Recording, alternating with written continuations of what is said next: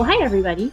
So, we have talked a little bit about what if you're thinking about that next phase in life, looking to make that next career move. And that clearly struck a chord with a lot of people. So, I thought we would take it another step further and talk about what happens when you actually get to interview for that new job that's in a different field.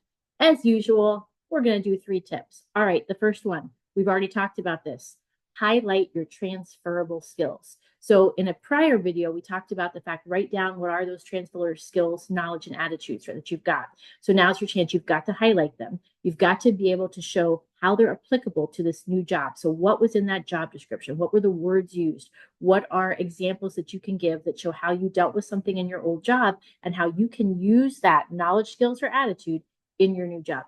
You've got to connect the dots for them. You cannot assume, in fact, yet you cannot assume that they're going to see how making this jump makes sense. You've got to connect those dots for them, and giving concrete examples from what you did before and how it applies now is a way to do that. All right. Number 2, you've got to craft a really, I would say, compelling narrative about why you've chosen to make this career choice. And then again, relate that reason to the specific job you're applying to. You want it to be random. Well, I was thinking maybe I would do this, and oh, this job appeared, and like, well, here I am. Right? Thoughtful narrative. Why has your path led you down this way? Why does this job completely match up to what your new goals are, what your new future is?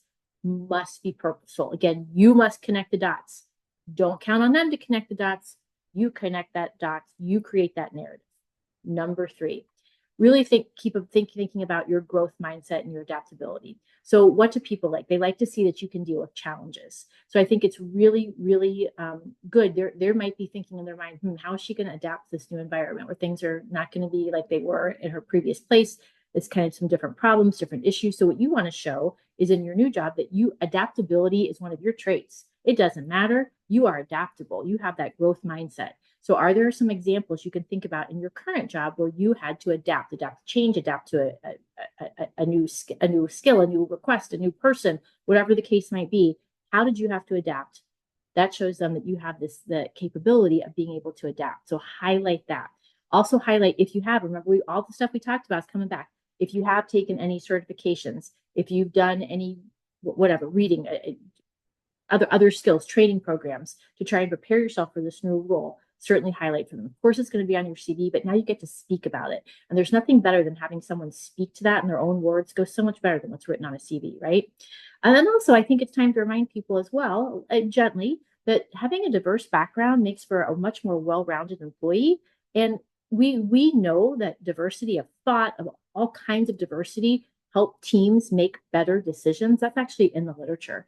So having somebody that might come with a little bit of an outside experience is actually a great thing. That's going to add to new ideas and new thoughts for them. And it's okay to gently say that in a really nice and professional way.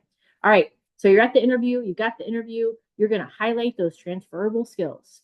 You are going to craft a compelling narrative as to why you changed, relating it to that specific job you're applying for. You got that interview. You've got a growth mindset. You are adaptable, and you're going to show them examples. Remember, it's on you to connect those dots, not on them. You need to connect those dots. So if any of you have gone for an interview for something where you're changing your career a little bit or shifting, would love to hear about it. Until next time.